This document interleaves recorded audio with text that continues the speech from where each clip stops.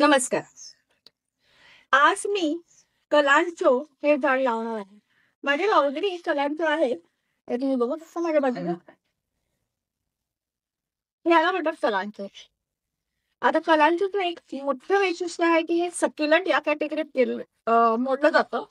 पण तरीही ह्याला मेंटेनन्स थोडा वेगळा आहे as compare to other succulent.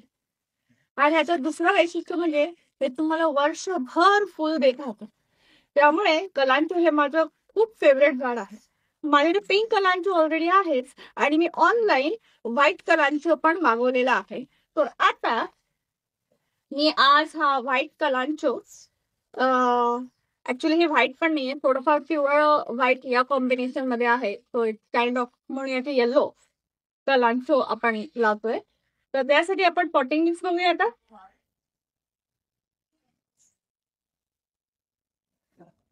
मी हे अर्ध ट्रे माती घेते. ओके. याला वेल ड्रेन सॉइल लागते, पण मॉइस्ट पण सॉइल लागणं असणं गरजेचं आहे. त्याच्यामुळे कसं होतं की हे कोकोपीट जे आहे हे पाणी एक्स्ट्रा ड्रेन करायला मदत करत असलं तरी पाणी ओलं ठेवायलाही मदत करतं. त्याच्यामुळे मी जर हे अर्ध घेतले तर हे मी अर्ध्यापेक्षा थोडं जास्त असं कोकोपीट घेतेय.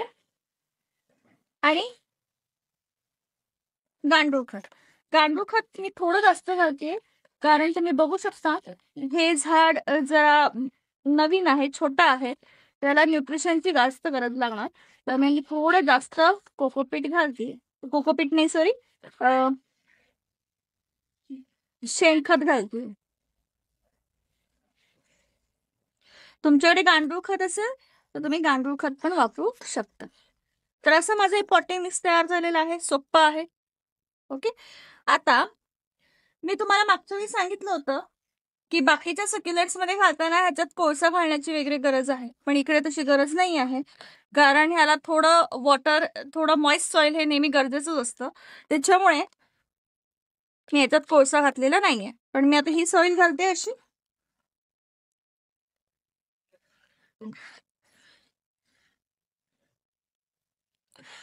पण हे व्यवस्थित भरूया. आता हे आहे, काढतीये मी आणि थोडा खड्डा करते आणि हे लावते. बाजूने परत माती घालते.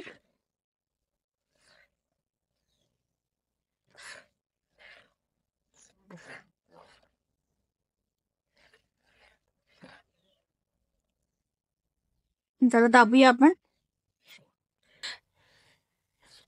मी जरा झाडाच्या मनाने जरा मोठा स्पॉट घेतलेला आहे. त्याचं कारण मी तुम्हाला सांगते. तुम्ही मगाशी मी दाखवलं ते बघितलं असेल, कलांचू जेव्हा आणलं तेव्हा त्याच्या अर्ध होतं, ते पटापट वाढतं, पण त्याच्यामुळे सारखं सारखं रिपोर्टिंग करणं योग्य नाही झाडाला. त्याच्यामुळे मी असं मोठं स्पॉट घेतलेलं आहे. तर इकडे हे माझं झाड लावून झालेलं आहे. आता ह्याच्यात पाणी घालूया आपण. पाणी घालतेय मी.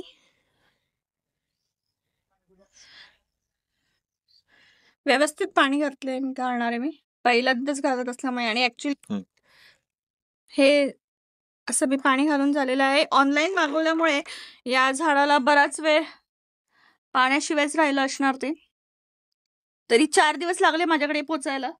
आता ही जी वरची गॅप आहे ते पण मी थोडं मातीने भरते.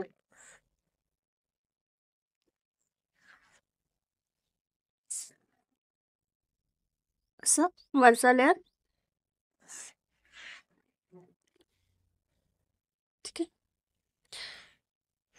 आता ह्याच्यावरती मी काही पाणी घालणार नाहीये, कारण ते बरोबर खालच्या ह्याला लागून ओलं होणारच आहे. ते खालच्या मातीला लागून ही वरची लेअर पण ओली होणार आहे.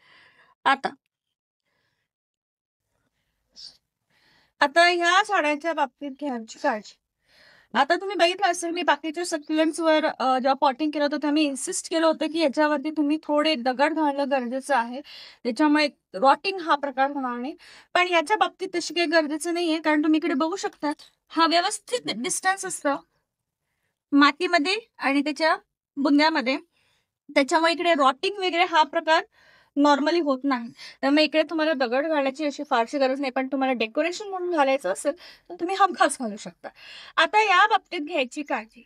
सर्वात पहिले कोलांचो हे त्यांना ऊन खूप आवडतं. त्यामुळे तुमच्या घरातलं जर तुम्ही इंडोर ठेवणार असाल तर ब्राईट स्पॉट, किंवा जर तुम्ही बाहेर ठेवणार असाल तर त्याला उन्हात ठेवलं तर काही हरकत नाही. त्याची पानं वगैरे करपण्याचा प्रश्न येणार नाही.